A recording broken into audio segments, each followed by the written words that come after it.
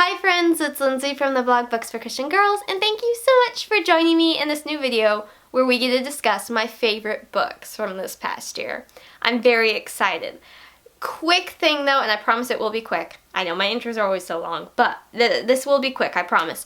I did a poll/quiz on Instagram asking y'all how many of y'all include reread books in your favorite books of the year. It was an overwhelmingly amount of no. You do not include your reread books. And I go back and forth. Sometimes I do, sometimes I don't. Last year, I don't think I did. The year before, I think I did. So I kind of go back and forth. And this year, I had every intention to share about my favorite reread books. Because in my eyes, if I enjoyed a book so much that I reread it again and still enjoyed it, I should take every opportunity to talk about that book. That's how my brain works. And I was going to do that. I was going to go with that wavelength in this video because I have like 7 of those. But I actually think I want to talk about all of the books that I reread in 2021 in a separate video. So look out for that. I think that might be my next video. I have a book haul planned, but some of the books have been delayed in shipping. So that one might go up first. I'm not sure which way I'm going to do it, but eventually I will be talking about all the books I reread in 2021. And I want to talk about the books I want to reread in 2022 as well. So, yes, new videos to look out for. But today I'm just going to talk about the new books I read. The books I read for the first time. Not all of these released in 2021, but I would say maybe about half of them did, which I think that's pretty good odds because some people only do books that released that year, some do out of all the books they read that year. It's interesting how everybody does it differently. But yes, I'm just going to talk about my favorite new books that I read for the first time in 2021. There's 7 of them. And I have them all physical copies now because some were ebooks and I got them for Christmas and I'm so excited to have them. But yes, I'll be talking about that more in a book haul. But let us begin. I don't really have these in any particular order besides like genre-ish. Well, genre-ish. They're kind of in an order but also kind of not in an order. They're definitely not ranked. I did that last year and it worked out that way. This year will not be that way. But let us begin. And our first book we're going to be discussing is Sandcastle Dreams by Taylor Bennett. This is, ooh, we have a glare, sorry about that. This is book 2 in the Trade One series. The first book is Porch Swing Girl, which, spoiler, spoiler but not spoiler. Spoiler for me, sorry. I feel bad whenever I say the word spoiler and it's not an actual spoiler about the book. It's a spoiler for me in an upcoming video. Sorry, did I make anyone panic? It's a spoiler about me. But I reread Porch Swing Girl as well this year and that was on one of my favorite rereads for the year. But I'll talk about that in the next video. But we have Sandcastle Dreams, book 2. Really enjoyed it. I gave it 4.5 stars. Olive is back in Hawaii and that's all I can say. I think that's all I can say for fear of like actual book spoilers. One thing though that I really loved seeing in this second book was the growth between her in the first book and this book. The amount of growth she has gone through in character development, I just loved. I think that's really what made the book for me, was just how much you see her growth. And it was just amazing. The character development was wonderful. And yes, I really have enjoyed this series. I cannot wait to continue with the next 2 books. I'm staring at them. I talked about them in the end of the year book tag that I'll link up there. But yes, I am super duper excited to get to those. I'm just so excited. But yes, I can't really say much because this is a second book in the series. So, sorry. But it was really good. Really good series. If you like contemporary YA, great faith content, just overall fantastic so far. I'm just really thrilled with this series. Keeping on that contemporary YA thread that I love so much, we have Seeing Voices by Olivia Smit. I hauled this book in my book haul last year. I've talked about it, I think in a couple videos, maybe. think I've talked about how raw and real this book is. Like, it's written in first person, which I really like personally. And because of that, it's almost in a way where you almost feel like you're intruding on her private thoughts. Like, it is so raw and real. And it's about a girl named Skylar who, because of an accident, has lost her hearing. And so it's about that, but it's also about sibling relationships and being so close, and then because of the accident, just falling apart and making new friends, and then also working at a library in a new town. And a bonus thing is there's no romance in this book, which, I mean, there's a few hints of like crushes and who likes who and what could be developed in the sequel, or if there's going to be another. I think it's just the 2 books. Is it a duology? I think it's just a duology. I'm so excited to read the second book. But it has a lot of different elements, and I mean, it's not that thick of a book. 252 pages, roughly. Oh, yes, I just really, really, really enjoy this one. If you enjoy contemporary YA, again, here is a recommendation for you. I give it 4 stars. I am so eager to read the second book that released, I think, last year. I think it released in July, and I own it now, and I'm just waiting to read it. I am just so, so excited to read it. Really, really enjoyed this one. It was really different from the typical Christian YA that deals with something major happening, because a lot of those are written by moms or adult women, and there's nothing wrong with that, but the viewpoint is very different from this, coming from a young adult lady. The author, Olivia Smit, love this book. If the author happens to be watching this, I really, really enjoyed your book. Just saying. Obviously, it's in this top list, but still, I really enjoyed it. But I think it just gave it a different perspective, and I really, really liked that perspective. It was different from what I've seen in the Christian fiction YA industry. So, yes, Seeing Voices by Olivia Smit. So excited to read the sequel. Once again, my apologies for glare on my glasses, and if my voice sounds funny, still getting over that cold flu thing, whatever that was. I apologize, but I'm here. We're fangirling. Let's continue on with historical books. I have 3 historical books. The first one is A Midnight Dance by Joanna Davidson Politano. I gave this book 4 stars, and can I just, how do I explain this book in a good way?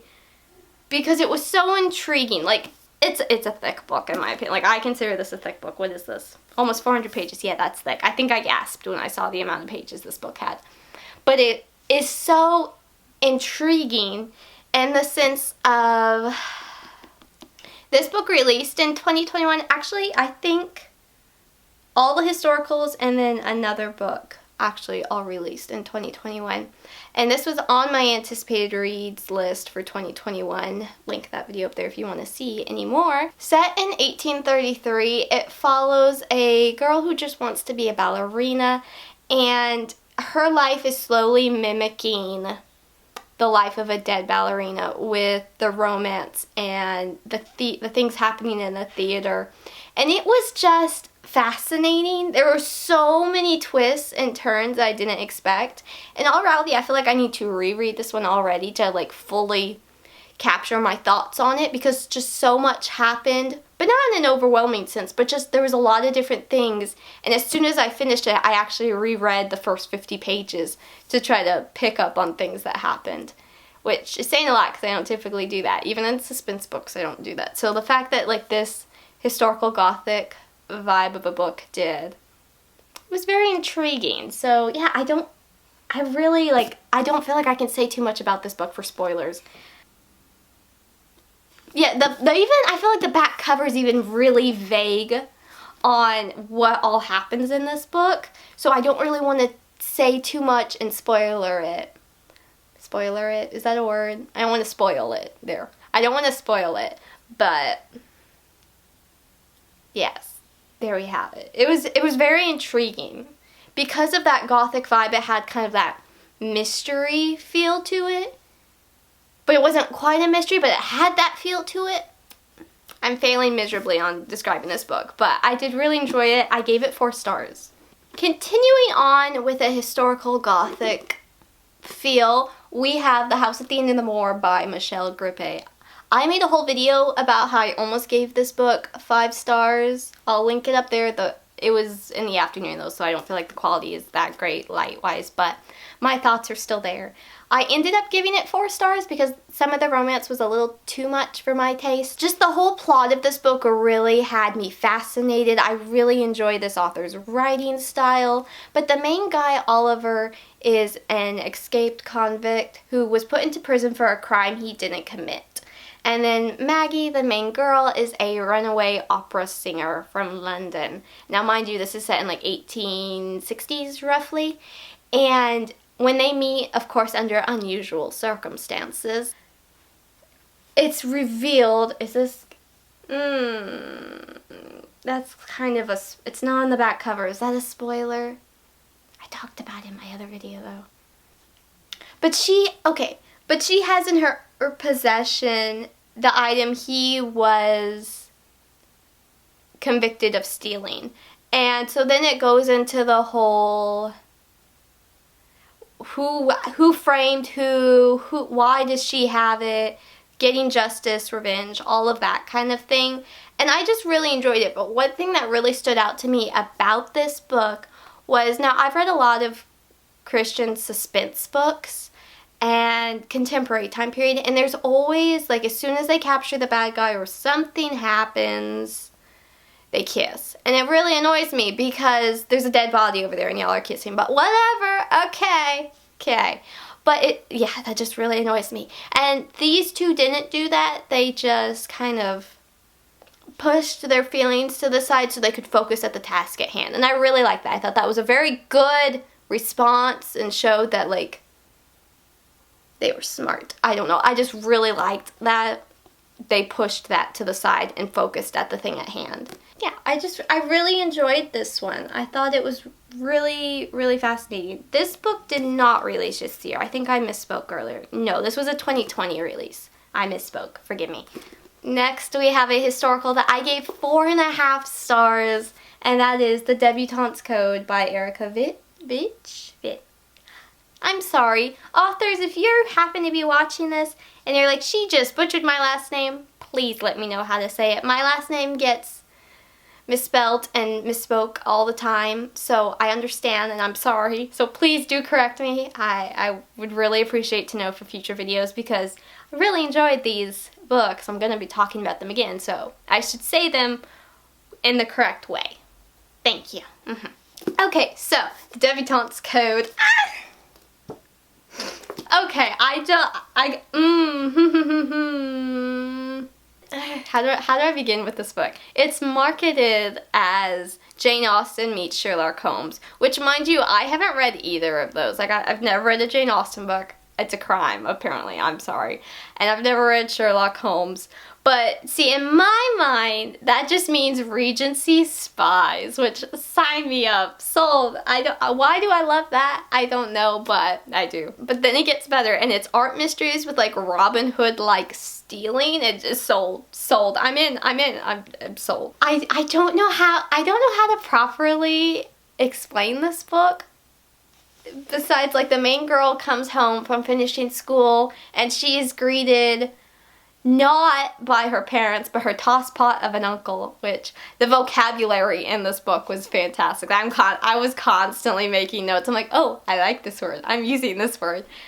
So if I slip up and say certain Regency books, certain Regency-like words, we can blame this book because it was great. She's greeted by her uncle, but the family has, like, secrets and mysteries and all that kind of thing. And the main guy, Daniel, is an officer on the case of all these stolen art pieces. And there's codes on these art pieces. And it was just really fascinating. I was just enjoying this book so much. There was really light romance, and it looks like, based off of the series title, it's going to follow these two characters continuously, which I'm really excited about because I don't feel like I see that often in historical fiction, where the series is following the same couple or the same people throughout the whole series. It's not one couple in one book, one couple in the next, one couple in the other, and you kind of see them interact. That's fine, and I'm used to it, but I'm really, really excited by the fact that it's going to continue on with these two characters, because the romance was really light, and I really, really, really liked that. I hope it stays on the lighter side. I don't know, it probably won't, but I really, really liked that it was light romance. I really enjoyed the mystery, Regency spies, family secrets. Had a little bit of that suspense because of everything going on. It was just really good. I really enjoyed it. And now we are going into contemporary adult? Adult sounds weird to say. That's not right. Just contemporary, not YA? That sounds weird too. But, okay, anyway. Love Finds You in Frost, Minnesota by Judy Baer. I talked about this book, my end of the year book tag. Yeah, I talked about this book as well, and that one, I had it on my TBR, and then I had to insert a clip of me talking about how much I enjoyed this book. I gave it 4.5 stars, and it was great. It's a Christmassy read, so have I ever included a Christmas book on my favorites for the year? I don't know if I have, actually, but yes, really enjoyed this one. It was slightly cheesy, but lots of Christmassy stuff, lots of faith content, super cute, lots of humor, and just everything I really like in a Christmas novel. Just slightly cheesy, a little like, oh, that's coincidental, but you love it anyway, that kind of thing. I really enjoyed this one. Mary Noel Blake is ecstatic about Christmas. I mean, born on Christmas, name is Mary Noel, loves Christmas. However, someone who is returning to the town of Frost, Minnesota, Jack Frost, I'm not kidding y'all, it was great, is so not excited about Christmas and what the town has become. So it was really cute. Really, really cute. Loved the faith content. 4.5 stars. And my last book to talk about, did y'all just see that? You know what it is? Okay. Would it be a Lindsey list if an Erynn Mangum book was not on it? Like, let's be honest here. 4.5 stars, her newest release, Mind the Gap. Are we shocked this book is on here? No, we are not. Because she writes phenomenal books that I just absolutely adore. Mind the Gap by Erynn Mangum. I gave it 4.5 stars. It was so, so wonderful. The main girl, Kate, no longer works her dream job as a teacher, and her feisty grandmother drags her along to London, and they go on a lot of adventures. There's a cute tour guide with a cuter accent. Just really great. So, like, it technically, yeah, it's romance. However, one thing I just love about Erynn Mangum's books is you've got such strong faiths shown that are just honestly, truly inspiring. And the humor is just so entertaining, the banter, and it's just great. It's just really, like, it feels so much like a healthy romance or a healthy relationship between the main couple, and I just really, really, really enjoy that in her books. But yes, I just really enjoyed this one. I really enjoyed this one. I don't know what else to say about it besides that. If you haven't read an Erynn Mangum book, I feel like I failed my job because I'm constantly talking about her books, so please go pick up any of them. They're all good.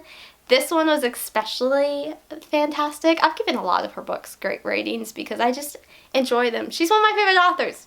It's no shock she's on this list with this book because it was just so good.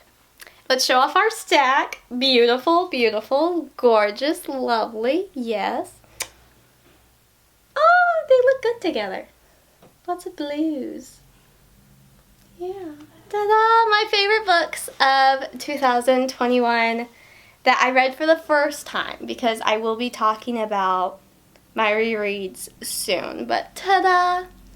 There we go. Those are my top 7 favorite books of the year that I read in 2021. A few of them came out in 2021, others did not. But ta-da! These are really good ones. Have any of y'all read them? Did y'all like them? I hope y'all liked them. I just really, really, really enjoyed them. I've talked about a few of them before throughout the year, but yeah, it's an excuse to talk about them again when I film this video and then share about some new ones. So, ta-da! My favorite books of 2021. And I suppose that is all for this video. I'll see y'all next time talking about my favorite rereads and then hopefully a book haul as well. Those are always fun to film. So yes, thank you so much for watching. Again, I would love to know if you've read any of these. Did you enjoy them? I hope so. Yeah, my favorite books of 2021. I'm very happy. Like, I just feel very like, yeah, I'm really satisfied by these. I didn't get any 5 stars this year, but I got quite a few 4.5s, and that makes me really excited.